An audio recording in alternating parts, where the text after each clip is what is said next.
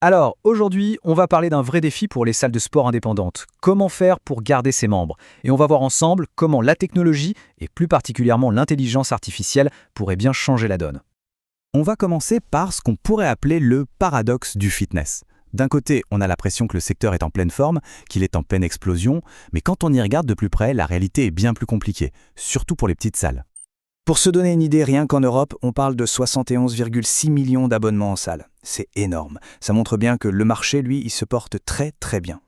Et voilà, c'est exactement là qu'est tout le paradoxe. Le marché global explose, mais en même temps, les clubs indépendants, eux, perdent leurs membres à l'appel. Alors la question c'est, comment c'est possible? C'est vraiment la question centrale.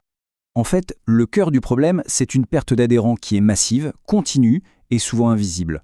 Une sorte de fuite silencieuse. On peut même parler d'une véritable hémorragie, avec des conséquences financières absolument dévastatrices.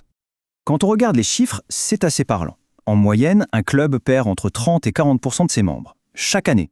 Et ce qui est encore plus fou, c'est que sur les nouvelles personnes qui s'inscrivent, moins de la moitié sont encore là 6 mois plus tard. C'est un vrai tourniquet. Et financièrement, qu'est-ce que ça donne?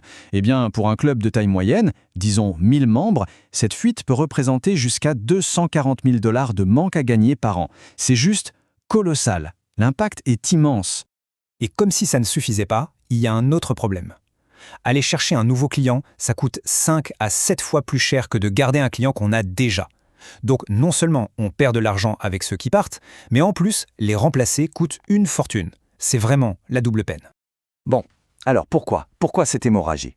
La documentation qu'on analyse pointe du doigt 5 causes profondes, 5 vrais problèmes dans le fonctionnement même des clubs. La première cause, le tunnel de conversion est cassé. En gros, des gens se montrent intéressés, ils demandent des infos, et puis plus rien. On ne les rappelle pas, on leur envoie pas de mail, et forcément l'intérêt s'envole. Deuxième problème, le suivi est souvent fait à la main, un peu au petit bonheur à la chance. C'est tout sauf efficace. Surtout quand on sait que le turnover du personnel dans ce secteur dépasse les 30%. Les gens partent, les infos se perdent, et les clients potentiels passent à travers les mailles du filet. Troisième point, et il est crucial, le manque d'analyse des données. La plupart des clubs ne savent tout simplement pas pourquoi leurs membres s'en vont. Le chiffre qui est assez dingue, c'est que pour presque un membre parti sur 5, on n'a même pas sa date de dernière visite. C'est comme piloter un avion sans instrument de bord. Quatrième cause, les offres sont toutes les mêmes, elles manquent de personnalité. Et là, qu'est-ce qui se passe? Le prix devient le seul critère. C'est d'ailleurs la raison de 41% des départs. Si l'expérience n'est pas unique, si on ne crée pas de lien, alors pourquoi rester? On va juste chercher moins cher ailleurs. Et enfin, cinquième et dernier point, les attentes des clients ont changé, surtout chez les plus jeunes. On veut de digital, de l'immédiat, du personnalisé, le tout sur son smartphone. Et beaucoup de clubs traditionnels, eh bien, ils sont tout simplement à la traîne sur ce point. Ok, donc on a vu les 5 problèmes. Maintenant, comment les résoudre? La source qu'on étudie propose une réponse assez claire, l'intelligence artificielle et l'automatisation.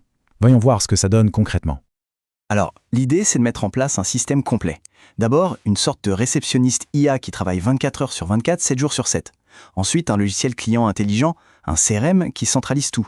On ajoute à ça des relances automatiques par SMS, WhatsApp. Et le plus fort, c'est ce score de churn, une IA qui détecte les membres sur le point de partir pour pouvoir agir avant qu'il ne soit trop tard. C'est vraiment une réponse point par point aux problèmes qu'on a vus. Et pourquoi ça marche, ce genre de système? Eh bien, c'est assez simple. Ça répond aux prospects en moins d'1 minute, ce qui change tout. Ça rend la rétention bien plus rentable que d'aller chercher de nouveaux clients. Ça augmente la fidélité et, point super important, ça libère le personnel qui peut enfin se concentrer sur l'humain. Tout est mesurable, tout est clair.